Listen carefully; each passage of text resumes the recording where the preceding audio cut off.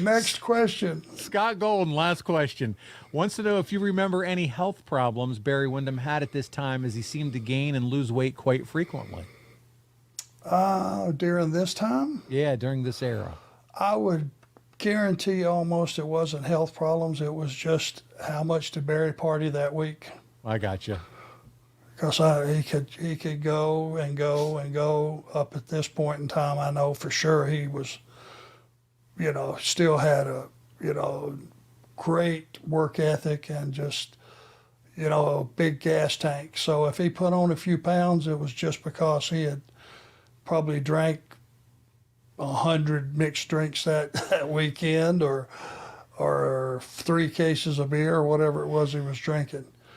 It never affected his work, though. I never saw him when he couldn't just go and go and go.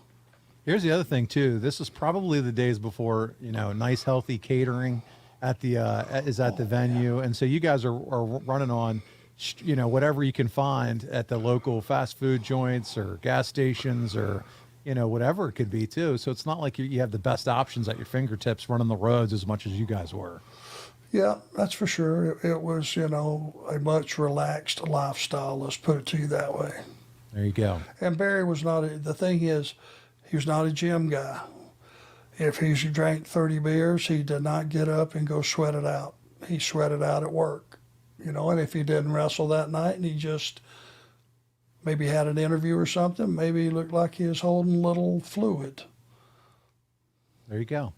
Well, that answers that question, Arn, and I appreciate your time this week. That's going to conclude June of 91. It's pretty apparent at this time the political situation's boiling over. The company's underperforming in some of its best towns, as we talked about at the beginning of the show.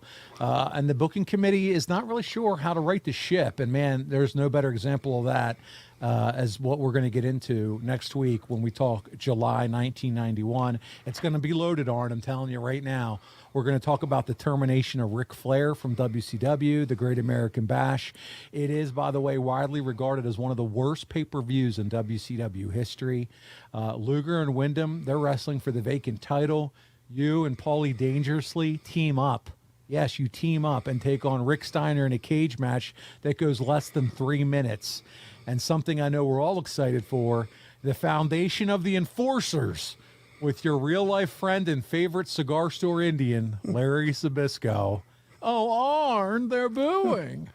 So we're getting into all of that next week, man.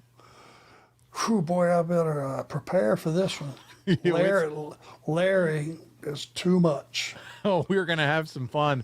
Hey, before we get out of here, though, Arn, I got to remind him, My Life as Wrestling's Enforcer, your graphic novel, is set for its anticipated May 2023 release. That's just a few months away. Dirk Manning and his team reached out to me and everyone else that's contributed to the project for instructions on what to do next. So please check your emails, respond to Dirk so he can keep on schedule for the project.